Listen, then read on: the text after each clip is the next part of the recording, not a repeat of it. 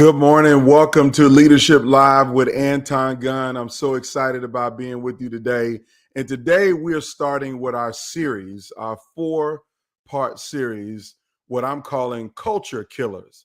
These are new trends or new things that are being termed online by employees that your organization is doing to employees that are killing your culture.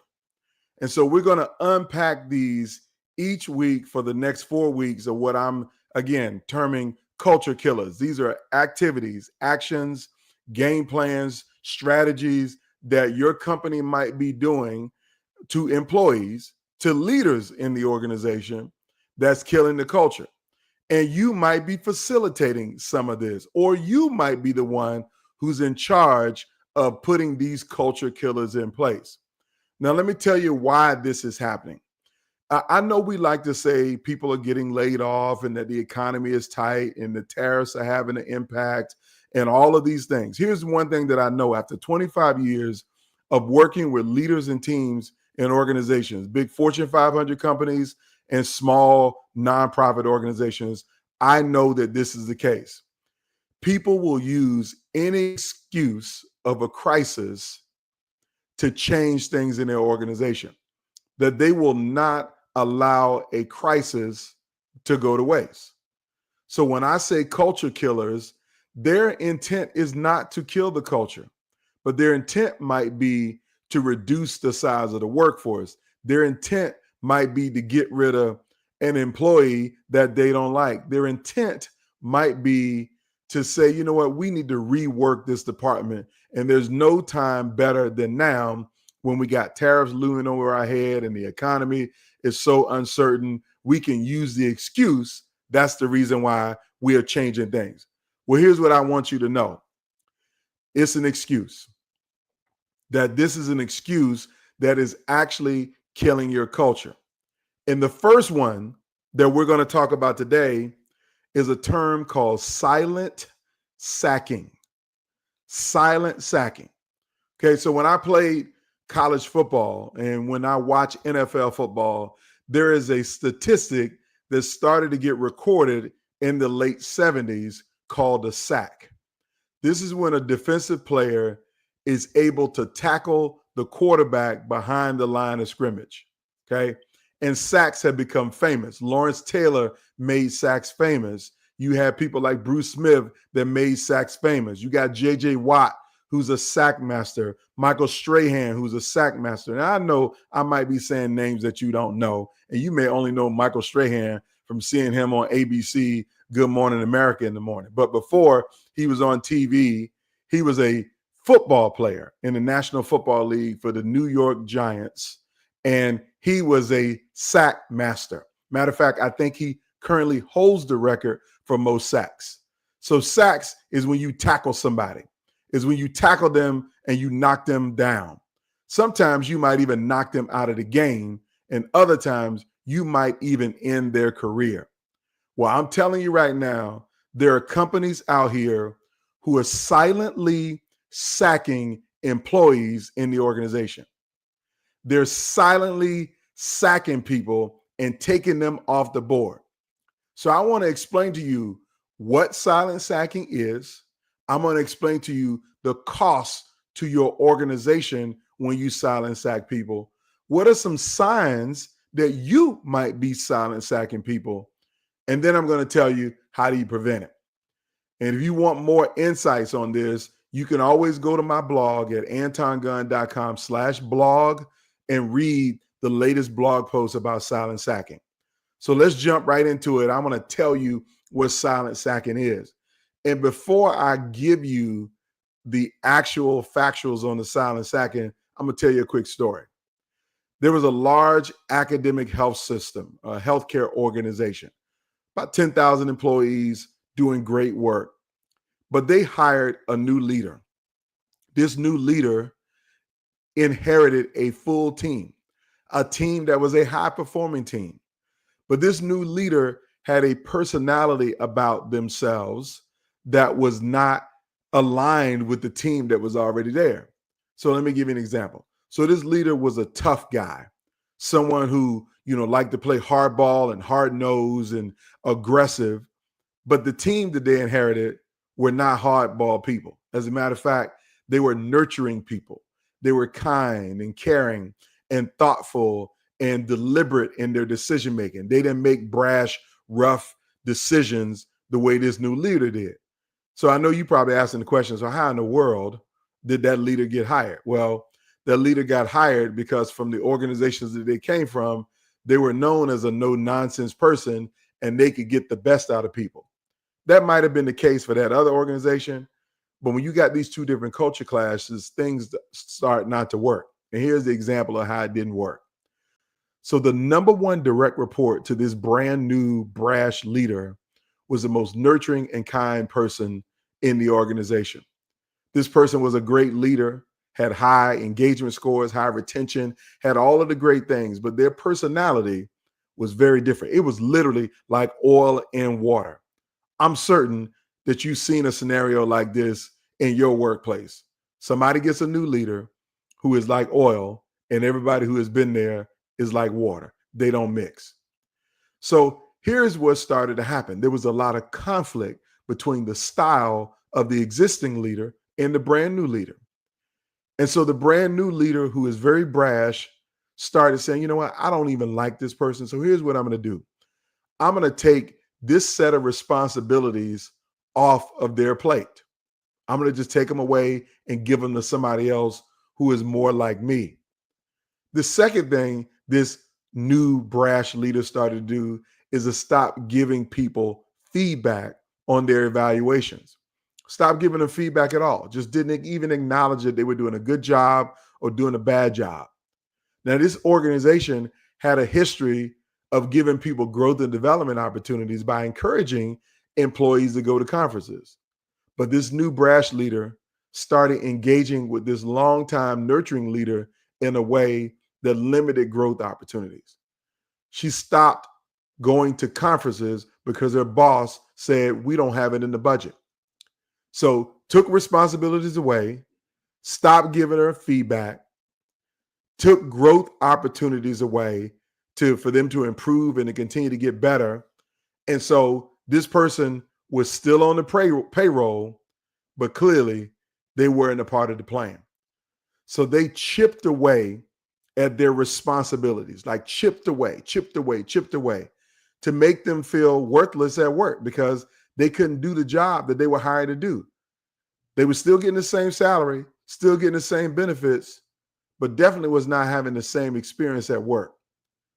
That is silent sacking. When you decide unceremoniously to remove responsibilities from an employee, when you stop giving them feedback, when you stop inviting them to serve on committees or allowing them to go to conferences or investing in their professional development, you're starting to silent sack a person, that you're literally showing them that they're not a part of the plan. This is happening in real time. You probably never called it silent sacking before because that's a new term that is out there in the lexicon of social media and the internet. Are you being sacked, bro? Are they silently sacking you at your organization? Well, if they are taking away your responsibilities, here's another example of what they might be doing. Did they change your title? Not necessarily demotion, but you went from being director of revenue cycle to director of payment collections or director of sales. That your title got smaller. Your scope of work got smaller. Your team got smaller. Oh, we're going to do a reorganization and divide your team up into two groups and create a new leader to manage the bulk of your team. So you may have managed 400 employees, but all of a sudden they've taken 300 of those employees and gave them to somebody else. And now your span of control is down to 100 people. That you went from 5 direct reports down to 1 direct report. That's silent sacking. And it's happening in organizations right now. And they're using it as a pretext to make you quit, to make leaders quit, to make managers quit. Whoever they're trying to get rid of, they take away responsibility. Stop giving them feedback. Stop inviting them to special projects or putting them on committees for stuff that they normally would put them on committees for, or limit their ability to go seek out professional development that is paid for by the company. Again, they have them on payroll, but they're not a part of the plan. That's silent sacking. Now, what's the cost of silent sacking? Well, the first thing you're doing is you're breeding distrust in your organization. See, because if I knew what my job was last year and I had all of these responsibilities and direct reports and projects that I was running, and those things get whittled away, people quickly move to distrust. Matter of fact, if you've been in my keynote, you have heard me talk about the 8 stages of alienation. The first stage is stress. The second stage is fear. And the third stage is distrust. You are creating distrust in your organization. And distrust in an organization is a death knell of culture. It'll kill your culture if you got distrust. The second cost of it is you're creating poor leadership practices that people are going to duplicate. They're going to duplicate this context of silent sacking. They see you do it, they're going to do it to their own employees. That's the second cost. Now, there's a third cost that's a real cost, and that is this is legal risk for you. What do I mean legal risk? There are HR laws on the books that say you literally can't take people's job duties away, change their title, change their reporting structure, and it not be deemed as an adverse impact to their job. It could be seen as a demotion. And this person, if they got good evaluations and there's no reason why they should have been demoted like that, but you choose to do that, that's illegal. That's going to put you at risk. And, you know, it may not never go all the way to trial, but I know your general counsel because I've worked with a lot of general counsels. I've been in meetings with a lot of general counsel, and general counsels know it is better for us to settle than to go to court. Because when you go to court, all kinds of other stuff is going to come out that may not even be related to this employee in this case. You'll have employees who ain't worked for you in 5 years show up as witnesses for the person that you silent sacked. So your general counsel know that it's cheaper for us to settle this, but that's going to cost you money because the settlement could be anywhere from 6 months of salary up to 5 years of that employee's salary. So if you're paying somebody $100,000 a year and you decide to silent sack them, that's going to cost you $500,000 before you get to the court fees, before you get to the legal fees. But if this employee happens to be a person of color, a woman, or anyone that might be protected under Title VII of the Civil Rights Act of 1965, then you might be looking at an EEOC settlement. And maybe you ain't really worried about that in 2025 because of the Trump administration eliminating all civil rights cases and civil rights work under Pam Bondi. You might not be worried about that, but it doesn't affect what could go on in your state court. Remember, your company is headquartered somewhere. And if you're doing this in a particular state, you fall under those state laws. So it's a legal risk, okay? And again, the last thing this is going to cost you, it's going to accelerate turnover. I know some turnover is healthy, but when you create a distrustful environment, you got poor leadership, and you're silent sacking people, it's going to say to other people, I ain't trying to be the next person to have my duties taken away. I'm going to leave now while I got greater responsibilities. They might roll out of the door. So that's the cost of silent sacking. So let me give you the signs very quick. And I'm about done here. Don't want to stay too long on these. And again, this is just one 4-part series of culture killers, things that are killing your culture. And today we're talking about silent sacking. Okay. So signs of silent sacking. meeting exclusion. Now just imagine you have invited someone to a meeting every week for the last year because they're on this project team. But because you don't like them, you're trying to get rid of them, you make a decision that I'm going to exclude them from the meeting. Imagine you're that employee who, you know what? I used to have a standing meeting on my calendar every Wednesday at 3 p.m. But now all of a sudden it's gone from my calendar. And then you pass Mary in the hallway at 3 o'clock. Hey, Mary, where you going? I'm going to the 3 o'clock meeting. And then you start to wonder, why is it not on my calendar? Well, you might be being silent sacked and you just don't know it. Here's another example, a sign that you might be being silent sacked is if you get a notification from HR or from your leader that your role is under review.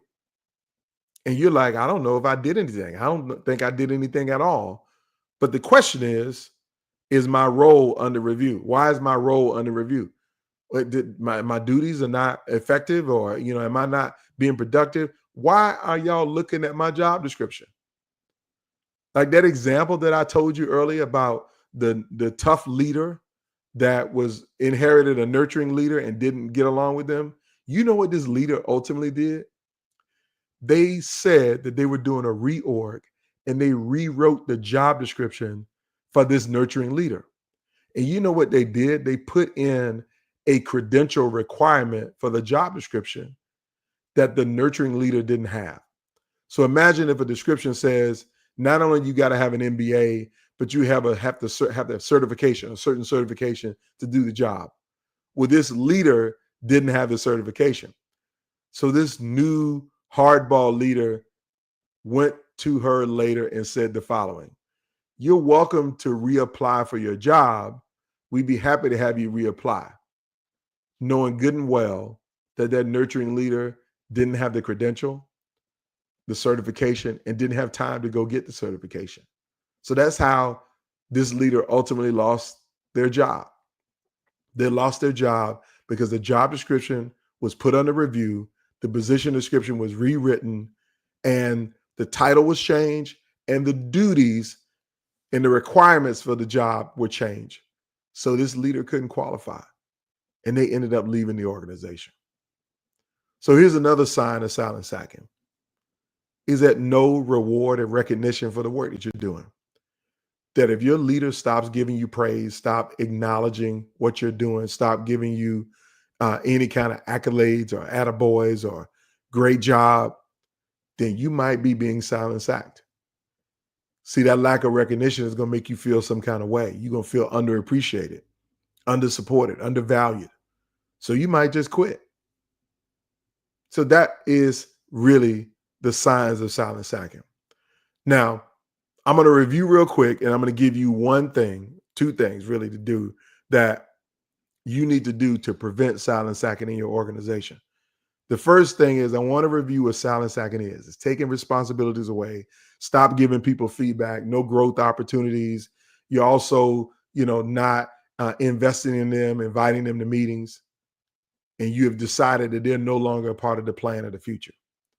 This is going to cost you with distrust, signs of poor leadership. It's going to put you at legal risk, and it's going to accelerate turnover in your organization. So don't be excluding people from meetings. When you put people's roles under review, change their job descriptions, limit their scope of practice, their span of control gets limited or restricted in any kind of way, and you stop to recognize them, that is the silent killer showing up in your workplace.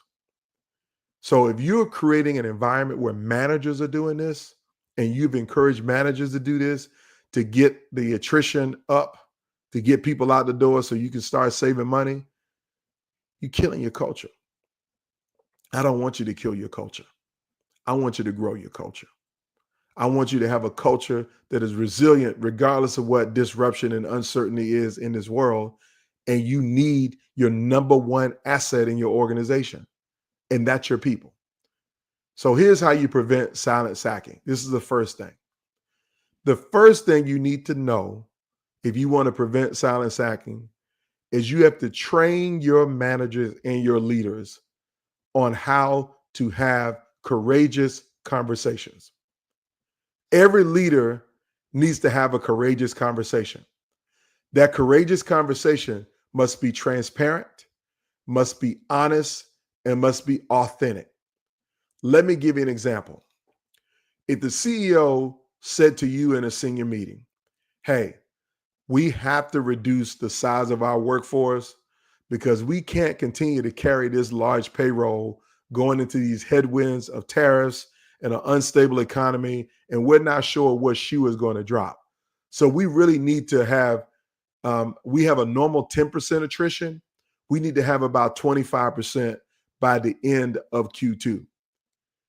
If your CEO and executive team said that to you, and it is your responsibility as the chief HR officer to meet that goal, or otherwise you're going to lose your job, then you need to first have a courageous conversation with your boss and tell them why that's not possible, or how hard that's going to be, or how that's going to put you at legal risk to make that kind of workforce reduction. The second thing is, if you've already had that conversation, you need to have a courageous conversation with all of your direct reports, all of your employees, and tell them, listen, we got to get smaller. So we're looking at people who have 24 years of career experience, who are less than 1 year from retirement, and we want to offer you a package out of the organization. I don't know what your structure needs to be, but I know you need to be honest with people about it. You need to teach your managers how to have courageous conversations about performance evaluations. You need to have a courageous conversation around what change looks like in your organization. You got to have courageous conversations.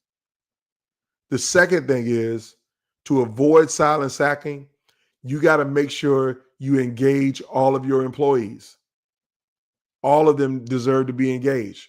And you can engage people around what's important to them. I can tell you an example, and I'll close with this one.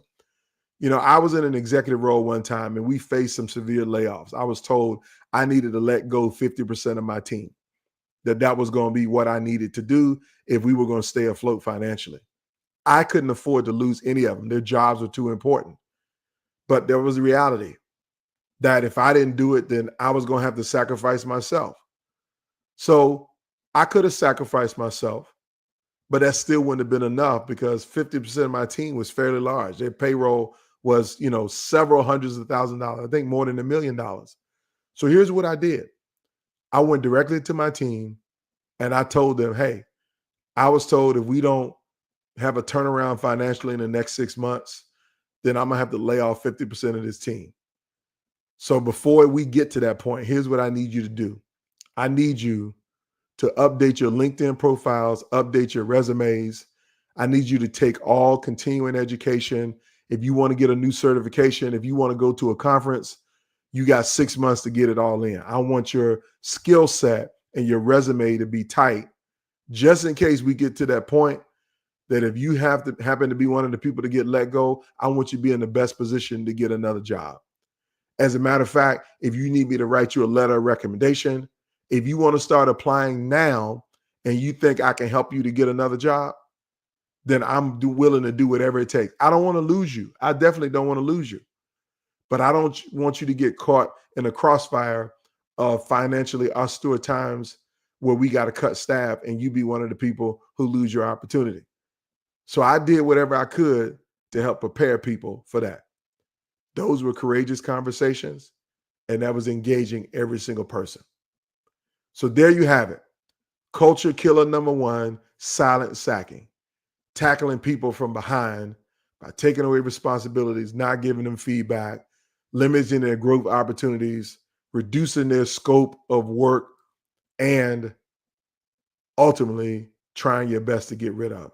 This is a trend that is happening in offices and companies all over the country. Some of the times it's being led by HR, other times it's being sent down on high from the C-suite team. If you're doing this, it is killing your culture, and I want to help you to turn it around. And I'd be happy to come and present at your organization, to tell your teams about strategies on what you can do to get to the numbers that you need to get to without doing something unfair and unethical that could be putting you at legal risk. So if this has been valuable, please share it with someone.